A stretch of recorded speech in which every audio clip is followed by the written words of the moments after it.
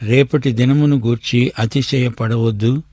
ఏ దినమున ఏది సంభవిస్తుందో అది నీకు తెలియదు, తెలియాల్సిన అవసరమూ లేదు.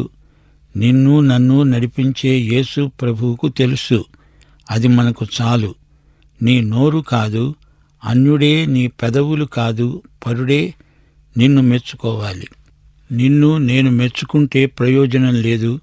నీ ముఖం ఎలా ఉందో అది నీకు కనపడదు. నీవెలా ఉన్నావో, ఎలా కనపడుతున్నావో ఇతరులు చెప్పాలి. ఒక్కొక్కప్పుడు అది కూడా సరికాదు, దేవుడే చెప్పాలి. నీవు ఎలాంటి వాడివో వాక్యము అనే అద్దంలో చూసుకుంటే తెలిసిపోతుంది. రాయి బరువు, ఇసుక భారం. మూఢుని కోపం ఈ రెండిటికంటే బరువు.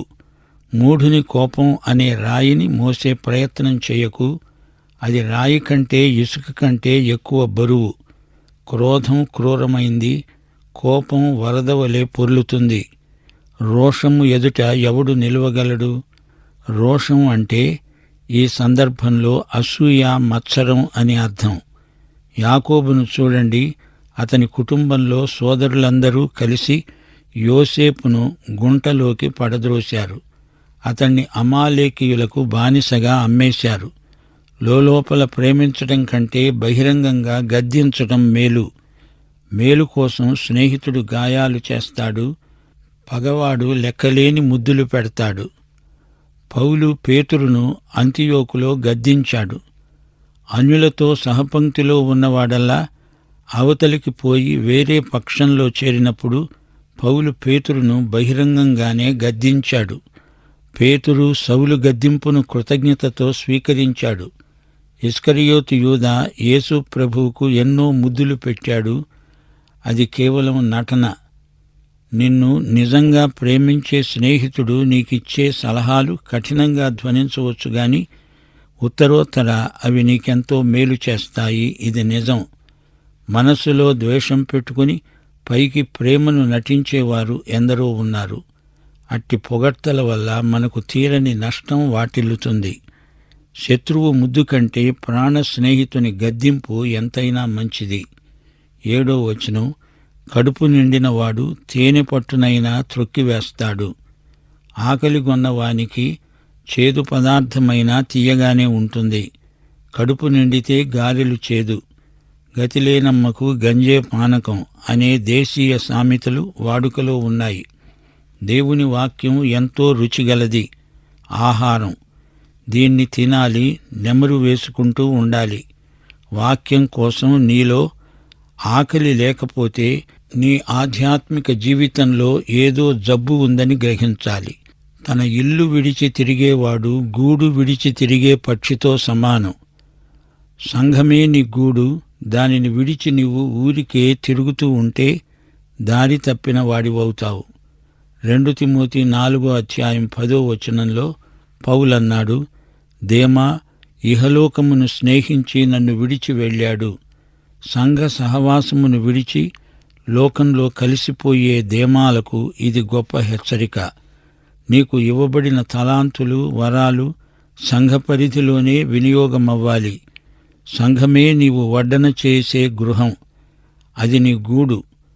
తైలము, అత్తరు హృదయమును సంతోషపరచునట్లు చెలికాని హృదయములో నుండి వచ్చే మధురమైన మాటలు హృదయాన్ని సంతోషపరుస్తాయి. నీ స్నేహితుణ్ణి గాని, నీ తండ్రి స్నేహితుణ్ణి గాని విడిచిపెట్టవద్దు. నీకు ఆపద కలిగిన దినమందు నీ సహోదరుని ఇంటికి వెళ్ళవద్దు. దూరములో ఉన్న సహోదరుని కంటే దగ్గరే ఉన్న పొరుగువాడు వాసి. మనందరికీ స్నేహశీలం ఎంతో అవసరం. ఫలవంతమైన సువార్త సేవకు స్నేహశీలం ఎంతో దోహదపడుతుంది. 12వ వచనం, బుద్ధిమంతుడు అపాయము రావడం చూచి దాక్కుంటాడు. జ్ఞానము లేనివాడు యోచింపక ఆపదలో పడతాడు. ముందు చూపు, ముందు జాగ్రత్త గలవాడే జ్ఞాని. 14వ వచనం, వేకువనే లేచి గొప్ప శబ్దముతో తన స్నేహితుణ్ణి దీవించే దీవెన వానికి శాపముగా ఎంచబడుతుంది. ఊరికే పొగిడే వారి విషయమై జాగ్రత్తగా ఉండాలి. పరిమళ తైలాన్ని వాసన చూచి వదలాలి గాని దాన్ని తాగకూడదు. 15, 16 వచనాలు, ముసురు దినాన ఎడతెగక కారే నీళ్లు గయ్యాళి భార్యతో సమానం. దానిని ఆపాలని చూచేవాడు గాలిని ఆపచూచే వానితో సమానం. తన కుడి చేత నూనెను పట్టుకునే వానితో సమానం. ఇదిగో గయ్యాళి భార్య మళ్లీ ఇక్కడ కనిపిస్తున్నది. ఆమె గయ్యాళితనాన్ని ఆపడం చాలా కష్టం. ఇలాంటి గయ్యాళి భార్యను సాధుపరచాలంటే భర్త ఎంతో ప్రార్థనపరుడై ఉండాలి. అతని సహనానికి ఈమె వైఖరి గొప్ప పరీక్ష. 17వ వచనం, ఇనుము చేత ఇనుము పదునవుతుంది, అలాగే ఒకడు తన చెలికానికి వివేకం పుట్టిస్తాడు. మంచి స్నేహితుడు నీ మెదడుకు మనస్సుకు పదును పెడతాడు. నీ స్నేహితునితో నీవు ఆంతరంగిక విషయాలు ఎన్నో చర్చించవచ్చు. అలాంటి స్నేహితుడు మనకు ఉండడం గొప్ప భాగ్యం. ఇద్దరు స్నేహితులు ఆలోచనలు పంచుకుంటారు, మంచి సలహాలు ఇచ్చిపుచ్చుకుంటారు. లోతైన ఆలోచనలు పరస్పర చర్చలో ఉత్పన్నమవుతాయి. అరమరికలు లేకుండా మాట్లాడుకుంటారు. వారి ఆలోచనల్లో భేదం ఉండవచ్చు గాని వారిద్దరి మధ్య ఎట్టి భేదము ఉండదు. ఇలాంటి మంచి స్నేహితులకు జేజేలు. 19వ వచనం, నీటిలో ముఖానికి ముఖము కనబడినట్లు ఒకని మనస్సునకు మరొకని మనస్సు కనబడుతుంది.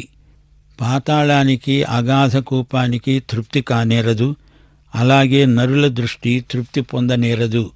స్నేహితులకు ఒకరి మనస్సు ఒకరికి తెలిసిపోతుంది. మానవునికి జ్ఞాన సముపార్జనలో తృప్తి ఉండదు, ఉండకూడదు. ఎల్లప్పుడూ ఎడతెగక జ్ఞానాన్ని కోరుతూ ఉంటుంది మనస్సు. పాతాళం సంగతేమిటి? అది అగాధ కూపం. ఎంతమందిని మింగినా దానికి తృప్తి అంటూ ఉండదు. మనము ప్రయాణాలు ఎక్కువ చేసి ఎంతో నేర్చుకుంటాము. మనం జీవితమంతా విద్యార్థులమే. మూస చేత వెండిని, కొలిమి చేత బంగారాన్ని, తాను పొందిన కీర్తి చేత నరుణ్ణి పరిశీలించవచ్చు. వెండి బంగారాలను మూసలో పోసినప్పుడు వాటి నాణ్యత బయలుపడుతుంది. అలాగే మనల్ని గురించిన దూషణ భూషణ తిరస్కారాలు మన నాణ్యతను పరీక్షించే మూసల్లాంటివి. 24వ వచనం, ధనం శాశ్వతం కాదు, కిరీటము తరతరములుంటుందా? నీవు ఈ లోకాన్ని విడిచినప్పుడు నీ ఐశ్వర్యాన్ని నీతో తీసుకువెడతావా? మనము దేవుని మీదనే ఆధారపడి ఉన్నాము. ఆయన మనకు ఎన్నడూ మారని మార్పులేని స్నేహితుడు. రేపటి దినమును గురించి అతిశయపడవద్దు. ఏ దినమున ఏది సంభవిస్తుందో నీకు తెలియదు. నిజమైన స్నేహం ఎలాంటిదో తెలుసుకోండి. ఎఫెసీ పత్రిక 4వ అధ్యాయం 15వ వచనం అంటోంది, ప్రేమ గలిగి సత్యం చెబుతూ క్రీస్తువలె ఉండడానికి మనము అన్ని విషయాలలో ఎదుగుదాము. 5-6 వచనాలు మరొకసారి పరిశీలించండి. లోలోపలే ప్రేమించడం కంటే బహిరంగంగా గద్దించడమే మేలు. మేలును కోరి స్నేహితుడు గాయాలు చేస్తాడు. పగవాడు లెక్కలేని ముద్దులు పెడతాడు. స్నేహితంలో ఇది సహజమే. నీ ప్రాణ స్నేహితునికి గాయం చేయాల్సి వస్తుంది. ప్రేమ గలిగి సత్యం చెప్పాలి. అది గాయం చేస్తుంది. స్నేహితంలో ద్రోహబుద్ధి, అసూయ ఉండవు. క్రోధం, రోషం స్నేహితంలో ఉండకూడదు. స్నేహితుని మేలునే ఎల్లప్పుడూ కోరుతాము. స్నేహితుని హృదయములో నుండి మధురమైన మాటలే వస్తాయి. పొగడినా అందులో యథార్థత ఉండాలి. బిగ్గరగా ఉట్టి పొగడ్తలు చేసేవాడు తన స్నేహితునికి కీడు చేసిన వాడవుతున్నాడు. పొగడ్తలకు మనం ఎలా స్పందిస్తామో అందులో మన సౌశీల్యం ఏ స్థాయిలో ఉందో తెలిసిపోతుంది. పుటం పెట్టిన బంగారం ఎంత నాణ్యత గలదో తెలిసిపోతుంది.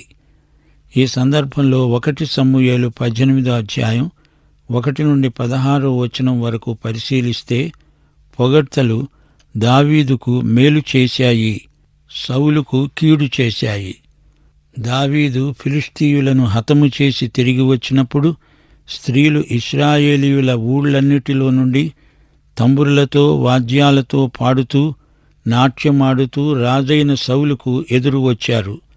ఆ స్త్రీలు గాన ప్రతిగానములు చేస్తూ వాయిస్తూ సౌలు 1000 కొలది, దావీదు 10,000 కొలది శత్రువులను హతం చేశారు అన్నారు. ఈ మాటలు సౌలుకు ఇంపుగా ఉండనందున అతడు బహుకోపం తెచ్చుకున్నాడు. నాటి నుండి సౌలు దావీదు మీద విషపు చూపు నిలిపాడు. సౌలు దావీదు మీదికి ఈటె విసిరాడు. అది తగలకుండా దావీదు 2 మార్లు తప్పించుకున్నాడు. యెహోవా తనను విడిచి దావీదుకు తోడై ఉండడము చూచి సౌలు దావీదుకు భయపడ్డాడు. దావీదు మిగుల బుద్ధి కలవాడై ప్రవర్తించడం చూచి మరీ అధికంగా భయపడ్డాడు. నీ ఎదట ప్రజలు నిన్నుగాక మరొకరిని పొగుడుతూ ఉంటే నీకేమనిపిస్తుంది? స్నేహితులు పరస్పరం విశ్వసనీయులై ఉండాలని ఈ అధ్యాయం మనకు బోధిస్తోంది. కుటుంబానికి, పొరుగువారికి కూడా మనం నమ్మకంగా ఉండాలి. ఒకరొకరికి అవసరం వచ్చినప్పుడు తోడ్పడాలి. సన్నిహిత స్నేహితులు ఎవరికి వారే అన్నట్లు బ్రతకకూడదు. ఒకరికొకరు కావాలి అని గ్రహించాలి. ముఖస్థుతులకు, ఇచ్చకపు మాటలకు లొంగిపోకూడదు. యథార్థమైన ప్రశంసలు ప్రోత్సాహకాలే గాని ఇచ్చకపు మాటలు ఎంతో కీడు చేస్తాయి. ఇచ్చకపు మాటలాడే నోరు నష్టం కలుగచేస్తుంది. పగవాడు లెక్కలేని ముద్దులు పెడతాడు. 2 సమూయేలు 20:9-10 వరకు యోవాబు అమాషాతో అన్నాడు, నా సహోదరా, నీవు క్షేమంగా ఉన్నావా? ఈ మాట అంటూ అమాషాను ముద్దు పెట్టుకునేటట్లు కుడిచేత అతని గడ్డం పట్టుకొని అమాషా యోవాబు చేతిలో ఉన్న కత్తిని చూడక తనను తాను కాపాడుకొనకుండా ఉండగా యోవాబు అతని కడుపులో కత్తిని గుచ్చాడు. వెంటనే అతని పేగులు నేలకు జారి ఆ దెబ్బతోనే అతడు చనిపోయాడు. మత్తయి సువార్త 26:48-50 వరకు కపటపు ముద్దును చూడండి. ఆయనను అప్పగించేవాడు నేనెవరిని ముద్దు పెట్టుకుంటానో ఆయనే యేసు, ఆయనను పట్టుకొనండని వారికి గుర్తు చెప్పి వెంటనే యేసునొద్దకు వచ్చి బోధకుడా శుభమని చెప్పి ఆయనను ముద్దు పెట్టుకున్నాడు. యేసు అన్నాడు, చెలికాడా, నీవు చేయవచ్చినది చెయ్యి. స్నేహితుడికి మేలు చేస్తామని పొగడుతారు గాని అది అతనికి ఎంతో కీడు చేస్తుందని గ్రహించాలి. తన పొరుగువానితో ఇచ్చకములాడేవాడు వానిని పట్టుకోవడానికి వలవేసేవాడని పసికట్టాలి. మనుషుల హృదయాలలో గూడు కట్టుకున్న అతి హీనమైన, హానికరమైన దురుద్దేశాలలో ఒకటి అసూయ. యేసు ప్రభువును మతాధికారులు అసూయ చేతనే గదా అప్పగించారు. ఆగ్రహం క్రూరమైంది, కోపం వరదలాంటిది. అయితే అసూయ ఎదట నిలవగలవాడెవడు? మందలింపులోని విలువను మనం గ్రహించాలి. శత్రువు ముద్దుల కంటే స్నేహితుల చేత గాయపడడం ఎంతో నయం. 141 కీర్తన 5 దావీదు మనస్తత్వం ఇదే. నీతిమంతులు నన్ను కొట్టడం నాకు ఉపకారం, వారు నన్ను గద్దించడం నాకు తైలాభిషేకం. ఇతరులతో, మన స్నేహితులతో మన సంబంధ బాంధవ్యాలు ఎలా ఉండాలి? మన గుణశీలమును రూపుదిద్దేలా ఉండాలి. దేవుని సేవలో మనం మంచి సాధనములయ్యేందుకు మంచి స్నేహం ఎంతో దోహదపడుతుంది అని గుర్తించాలి. మనిషి తన అంతరంగంలో ఎలాంటివాడో అదే నిజం. బయటికి మాత్రమే కనిపించేది వేషధారణ, అది నిజం కాదు. 1 యోహాను 2:16 శరీరాశ, నేత్రాశ, జీవపు డంబం లోకంలో ఉన్నాయి. తనకున్న దానికంటే ఎక్కువ ఆశించటం లోక ప్రవృత్తి. లౌకికవాదికి తృప్తి ఉండదు. ఎంత ఉన్నా ఇంకా కావాలంటాడు. పొగడ్తలకు విశ్వాసి ఎలా స్పందిస్తాడో దాన్ని బట్టి అతని ఆధ్యాత్మిక శీలం బట్టబయలవుతుంది. గర్విష్ఠులు, పొగడ్తలను ఆశించేవారు, ముఖస్థుతులకు పొంగిపోయే మూఢులు ఎవరో ఇట్టే తెలిసిపోతుంది. స్తుతి అంతా దేవునికే చెందాలని వినయశీలి ఆశిస్తాడు. భవిష్యత్తును గురించి ఆందోళన చెందవద్దు. ఈ అధ్యాయం ఇదే సత్యాన్ని బోధిస్తోంది. ఇదే సందేశం యేసు ప్రభువు చేసిన కొండమీది ప్రసంగంలో ఉంది. మత్తయి సువార్త 6:25-34 వరకు సారాంశమిదే. భవిష్యత్తును గురించి చింతించటం వలన నీ ఎత్తు మూరెడు ఎక్కువ చేసుకోగలవా? ఆయన రాజ్యమును నీతిని మొదట వెదకండి, అప్పుడు అవన్నీ మీకు అనుగ్రహించబడతాయి. రేపటిని గూర్చి చింతించకండి, రేపటి దినం దాని సంగతులను గూర్చి చింతిస్తుంది. ఏనాటి కీడు ఆనాటికి చాలు. నీ కుటుంబ పోషణకై ముందు జాగ్రత్త పడకూడదని ప్రభువు చెప్పలేదు. ఈ పాఠంలోని ముఖ్యాంశాలను గమనించండి. 6వ వచనం, మేలు కోరే స్నేహితుడు కఠినంగా మాట్లాడినా అభ్యంతరపడవద్దు. శత్రువు యొక్క ఇచ్చకపు మాటలను నమ్మవద్దు. స్నేహితుడు చేసిన గాయం శత్రువు ముద్దు కంటే నయం. శత్రువు పలికే ఇచ్చకాలు నిన్ను నాశనానికి నడిపిస్తాయి. 15-16 వచనాలు గయ్యాళి భార్యను గురించినవి. గాలిని ఆపగలవా? నూనెను గుప్పిట్లో పట్టుకోగలవా? అలాగే గయ్యాళి గంప అయిన భార్య మాటలను ఆపడం అసాధ్యం. ఇద్దరు స్నేహితులు పరస్పరం ప్రోత్సహించుకుంటారు. ఒకరి మనస్సుకు ఒకరు పదును పెట్టుకుంటారు. ఆకురాయి ఇనుమే, దానితో ఇనప ముక్కను రుద్దితే దానికి మెరుగు వస్తుంది. అంజూరపు చెట్టు ఫలసాయం ఎడతెగని ఆదాయం. ఒకరి మనస్సును ఒకరు చదవగలగడం గొప్ప నేర్పు. నీటిలో నీ ముఖం ప్రతిఫలిస్తుంది. నీ స్నేహితుడి మనస్సు అంత బాగా నీకు కనపడాలి. ముఖ కవళికలలో మనస్సును చదవవచ్చు. పాతాళం నోరు తెరుచుకొని ఉంది. ఎంతమందిని మింగినా దానికి తృప్తి అంటూ ఉండదు. పాతాళం అగాధ కూపం, మూక ఉమ్మడిగా జనాన్ని మింగేస్తుంది. కొందరి మనస్తత్వం అచ్చం అలాంటిదే. ఆశాపాశం ఎంతో పొడవైంది, దానికి అంతం లేదు. కొందరు మనుషుల కీర్తి వారు గతించినా నిలిచి ఉంటుంది. వారు కీర్తి శేషులు. అలాంటి వారి కీర్తి ఆధారంగా వారి గత చరిత్రను మనం పరిశోధించగలం. అది విజ్ఞానదాయకమైన వ్యాసంగం. 22వ వచనం, మూర్ఖుని మౌఢ్యం ఒక పట్టాన పోదు. గోధుమల్లాగా అలాంటి వారిని రోట్లో వేసి దంచినా వారి మూర్ఖత్వం పోదు.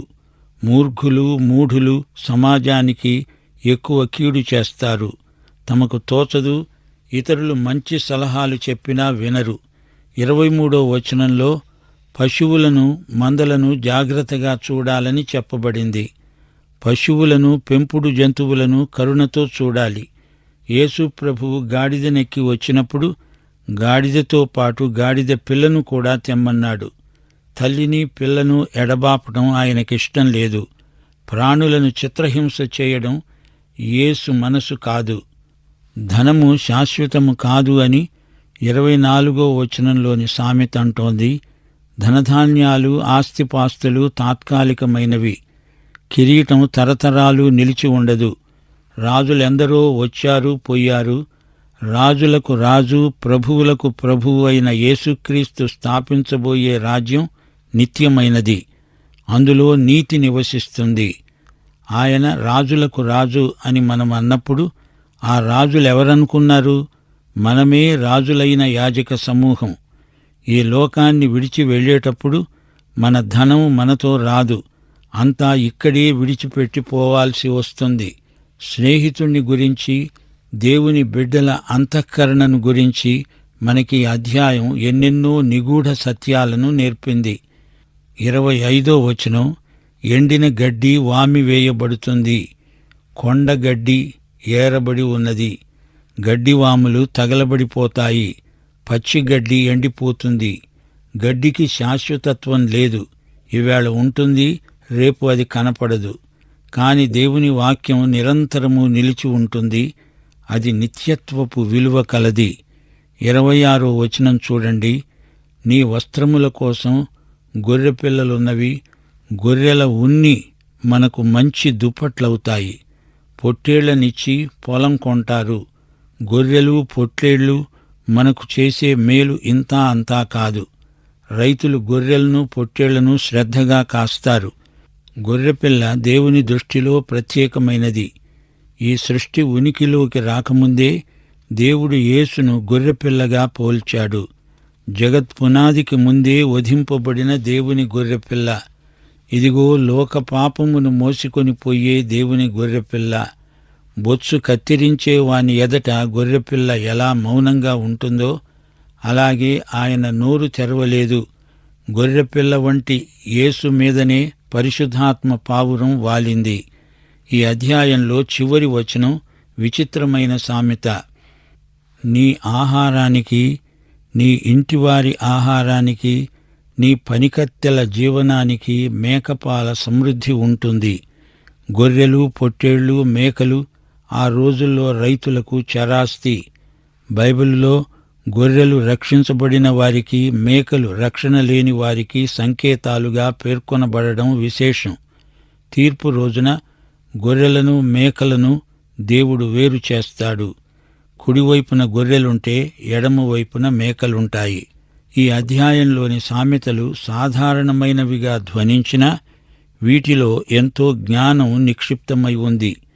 బుద్ధిజ్ఞానముల సర్వసంపదలు క్రీస్తునందు గుప్తమై ఉన్నవి. నీవి క్రీస్తును వ్యక్తిగత రక్షకుడుగా ఎరుగుదువా? అయితే ఈ పాఠం నీకోసమే. దైవాశీస్సులు.